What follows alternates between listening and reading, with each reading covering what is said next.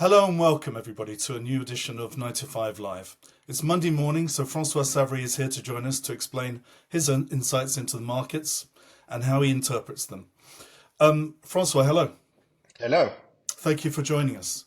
Title of the day, Risk Off. Are the markets risk off? It's a bit of a strange risk off, isn't it? Because bonds are down and stocks are down. What are your thoughts on that?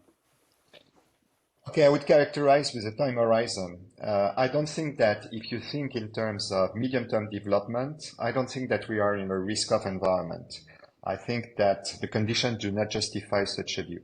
What is important is the short term. And I think that in the short term, you have different factors that could justify to say there is a need for a pause. We are in the process of digesting the huge gain that were produced since October last year. And I think that some of the factors that you can see on the markets are telling you that there is a kind of short-term risk-off that could materialize in the coming weeks.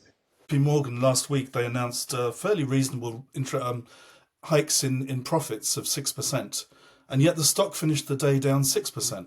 What does that say about the banking sector then? It said that it was a sector that was very favored by investors since the beginning of the year.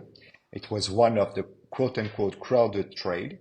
And it tells you that when JP Morgan says that the condition for loans and the margin are going to deteriorate, you have suddenly a very strong reaction by long market investors, because they say, the things are going to deteriorate and I get out, I want to realize my profit. So to a certain point of view, you can relate that to the risk-off scenario in the short term, because it says that it's very sensitive because expectation was so huge. Expectation of continuing good condition for banks was so high that suddenly people realize, okay, the slightest risk that it's not going to be that great produce a significant reaction on the market. Is that an indication of how the sentiment in the market is at the moment, generally, not just in banking stocks? Yes, I think that, the sentiment on the market is one of the factors that I watch very carefully over the last few months. Clearly, there was some over-optimistic scenario in the market. The sentiment was very high. The greed was very high. So there is a huge sensitivity, and we will observe that. We will have to observe that in the course of the next 3 weeks, because then the earnings season is going to come really to life, and we will see the reaction of slight miss or slight positive surprise on the stock price, because the sentiment is so high that it can produce significant reaction in terms of miss or upbeat comments by companies. Coming back to the banking sector, the market is starting to believe in interest rates that are higher for longer. Isn't that traditionally good for banking stocks? It is, in a way.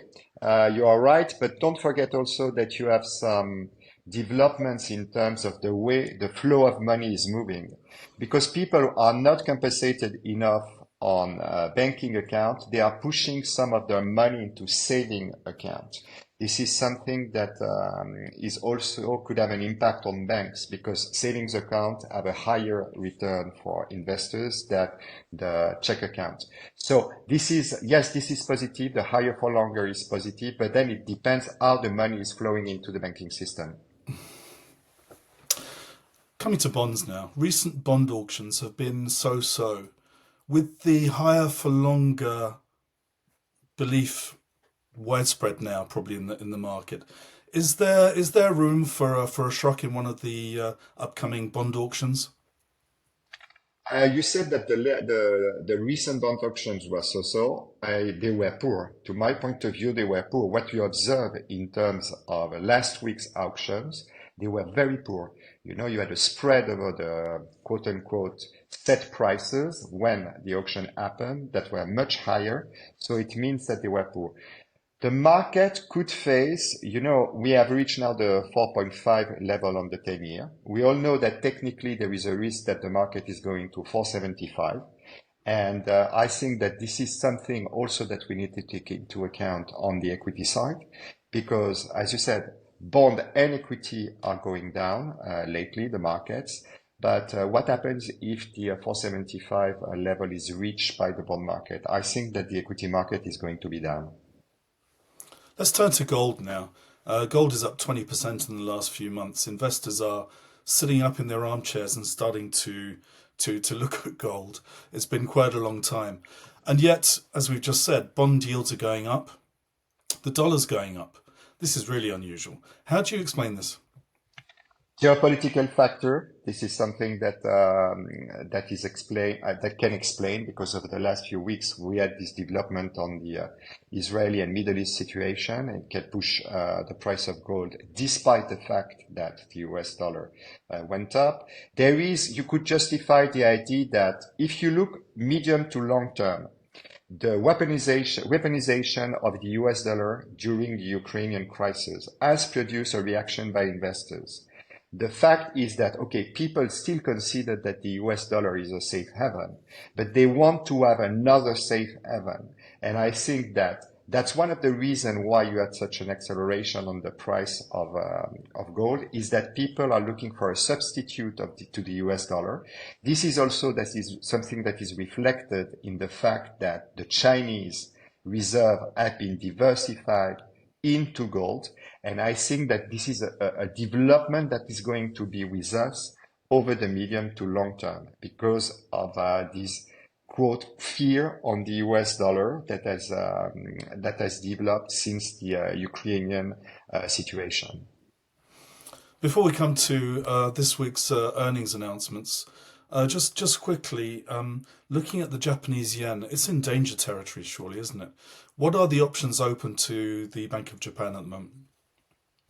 The option is, it's very difficult because we all know that the 152 was a key level, and now it has been broken. For a central bank, it's very difficult to determine when you need to intervene. You have the will by some of the members of the government and the BOJ to intervene because clearly when you look at what they declared, they warned the market about speculation on the yen. So it means that they are ready to intervene. It's very, very difficult to play that game. They intervened last year. It cost them $65 billion US. This is not a small amount. So the first option is to consider, okay, we have to intervene. We take some reserves and we intervene on the market. The second option would to accelerate the process of monetary tightening. It would be the second option. They could do that. We know that they are reluctant to do it too quickly. Nevertheless, lately they have said that they could consider in the course of the next few months new adjustment to the monetary policy, to the monetary framework. So this is the second option, is to act on the monetary policy.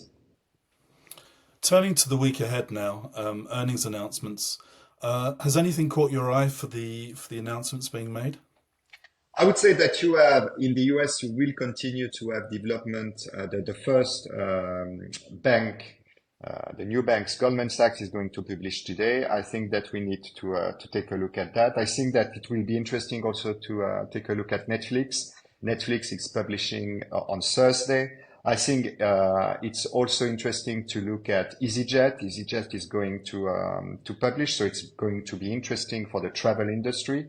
And you will have the Q1 sales for Louis Vuitton that will be published tomorrow. So I think this broadening to see of all the different sectors in the economy are performing. So yes, you have some development that are going to be interesting.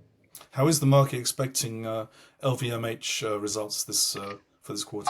I haven't seen the sales. I can't answer the question. I want to check if what happened in the last quarter of last year, which was at the end of the day an improvement that surprised the market quite significantly, if this development are continuing in the first quarter, and what they say about the development in China, what they say about the development in Europe, are the trends that they were seeing in the first quarter, in the fourth quarter, going to continue in the first one.